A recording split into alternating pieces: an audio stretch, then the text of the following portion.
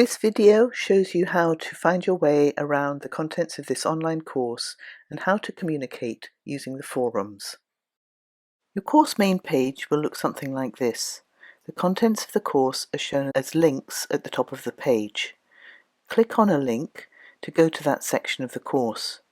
Scroll down the page to see the full contents in that section. The page is adaptable to suit different screen sizes. When the page width is reduced, the contents list at the top disappears. If you don't see the contents list, click on the icon here to open the list. The contents are all either resources or activities, in particular forums. Click on them to open the link and find out more. At the end of a section, you can click on the link to go to the next section. The first section is Course News. It has useful forums giving you information about your studies, such as course notices, which are from Inchbald, the week ahead. Your tutors will post information on the forthcoming week and what you need to do. The Course Cafe, which is for you to chat informally with fellow students on the course. Queries about using the site, where you can ask questions or give any tips you may have. And there's also a chat room for real-time written interaction. You'd probably need to arrange a date and time to meet fellow students there. The induction section aims to help you to become familiar with using the site. It's presented in a book, which is a set of web pages. Click on the orange links to go to each page. There is always more than one way to navigate online. For instance, to go to the next page of the book, you can click on the table of contents on the left, or use the back or next buttons or text below.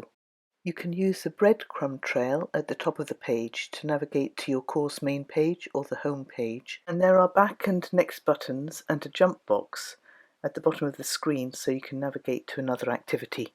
You communicate online mostly by using the discussion forums. They're shown on the course main page like this. Click on the title or icon to open the forum.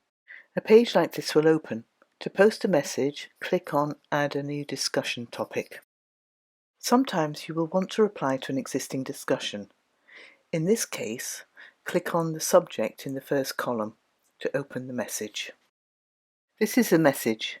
Notice it shows the person who's posted, the subject of the message, and the message itself. Click on Reply to post your message in response. A message box opens. You can write a quick reply in this box, click Submit, and that's it. But if you want more options, for example, to add an image, open Advanced. This is the Advanced message screen.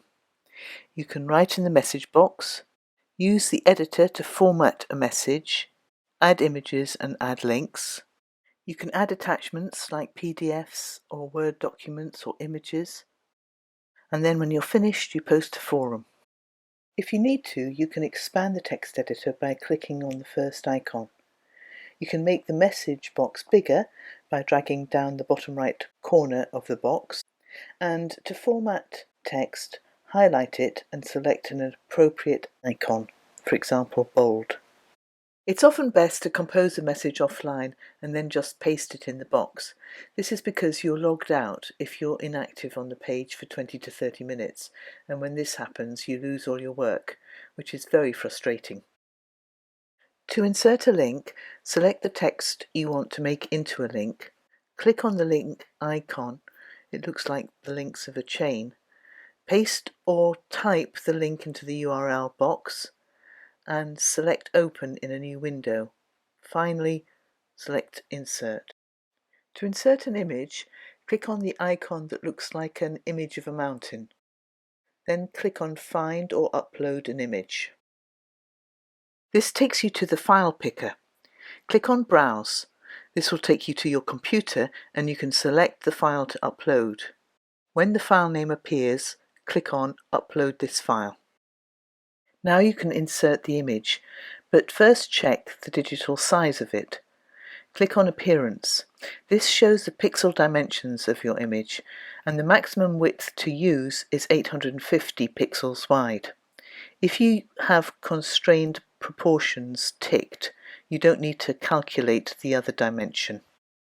It's best to manage the digital size of an image before you upload it. This is because each forum has a maximum size for uploading, so by controlling the size of images before uploading, you have more scope to upload multiple images and attach larger files.